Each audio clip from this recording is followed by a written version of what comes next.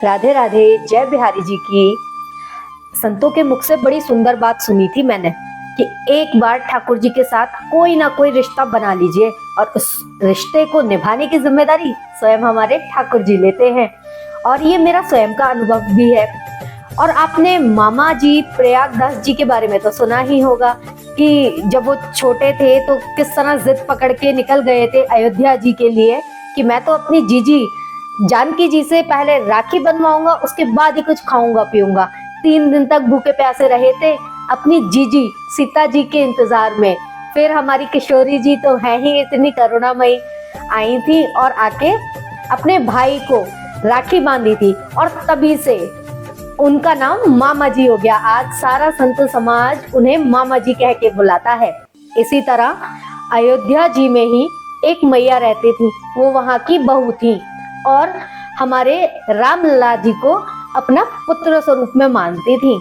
वो मैया इतना नाम जपती थी, इतना नाम जपती थी कि उनको नाम भगवान सिद्ध हो गए थे। और जब भी वो आसन लगाकर बैठती थी ना, तो पहले तो उनको अनुभव होता था कि कोई बालक उनकी गोद में आके लेटा हुआ है और उनके स्तनपान से दूध पी रहा है।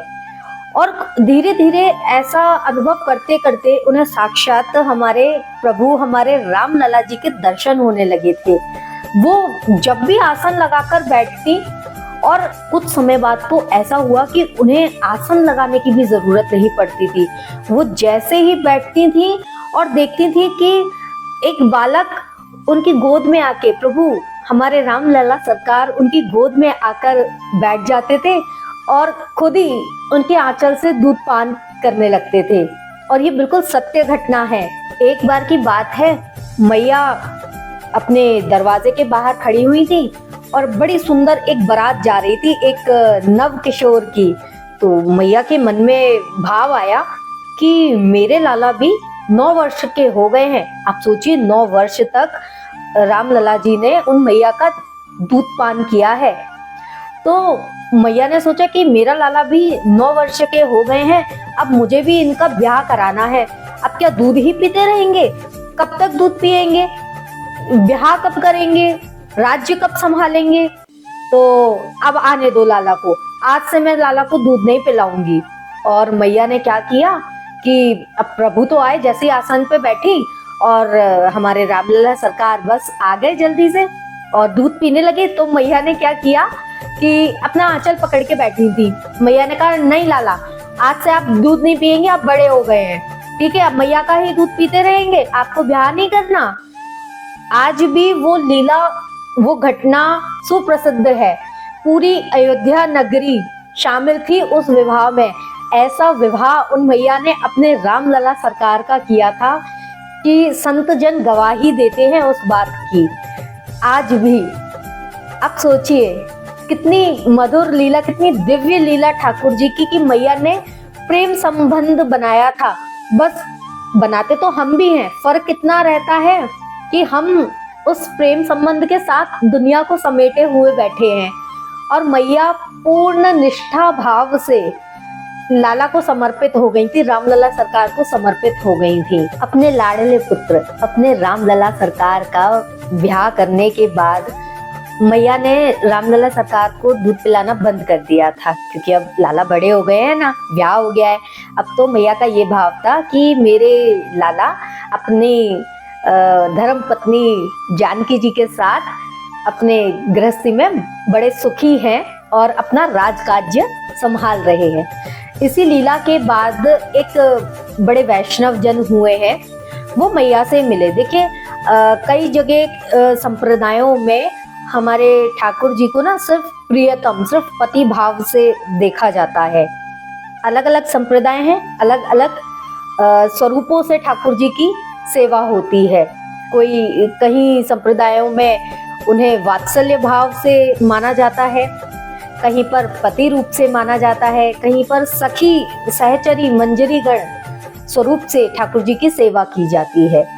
तो वो जो वैष्णव जन थे ना, जो मैया से मिले थे, वो पति रूप से ठाकुर जी को मानते थे। उनका मानना था कि एक परम पुरुष केवल ठाकुर जी हैं, बाकी तो सकल उनकी गोपियां हैं।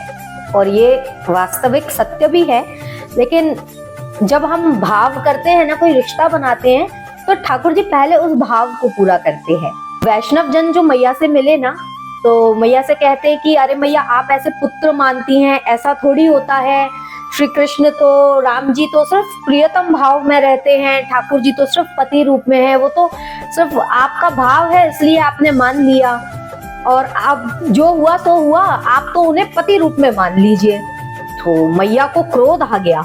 मैया कहती हैं, मैया ने अपनी यूपी की जो भाषा होती है, अयोध्या जी की, उस भाषा में मैया ने क्रोध में भरकर उन वैष्णव जन को बोला, अरे ऐसे कैसे, तुम्हारे यहाँ होता होगा संबंधों में घोटाला करना, हमारे यहाँ नहीं होता।